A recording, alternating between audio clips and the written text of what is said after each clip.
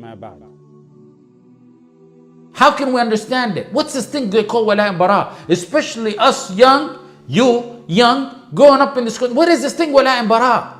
What is it? Well, how is it a main part of La ilaha illallah? This topic really doesn't need a single verse or a single hadith to prove it. Not a single verse or hadith.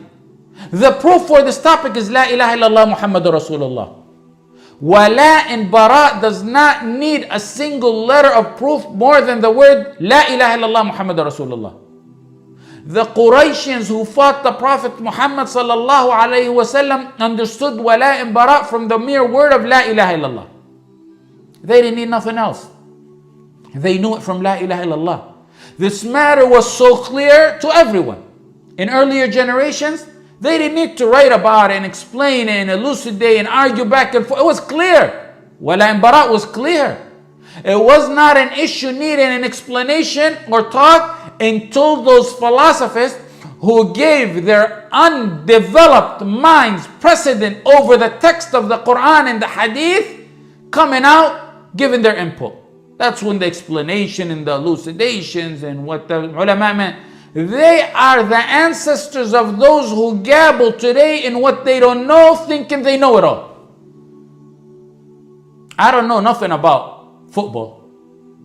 I even several times, wallahi, put an effort to learn football. I couldn't. I don't know the details of it. That's even though I grew up here.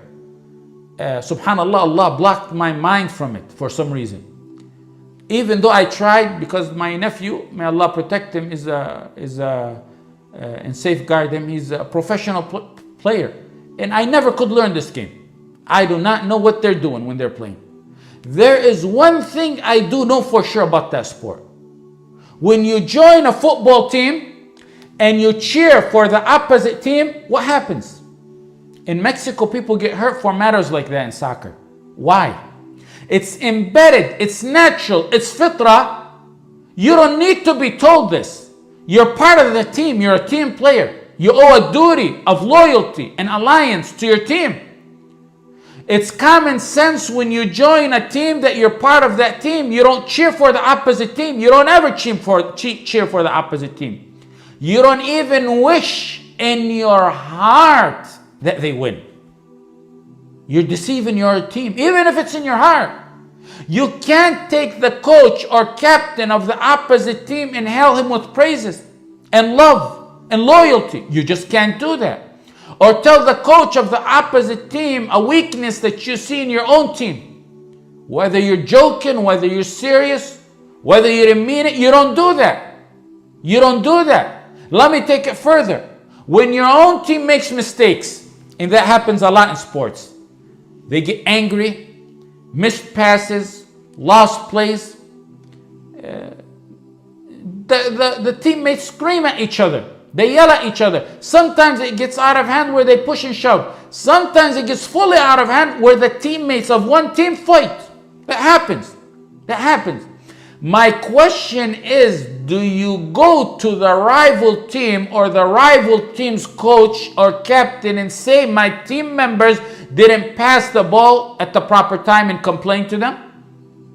Do you go to the opposite team's coach or the captain or the players and tell them, come here, help me fight my own teammates, and massacre them and commit genocide with them?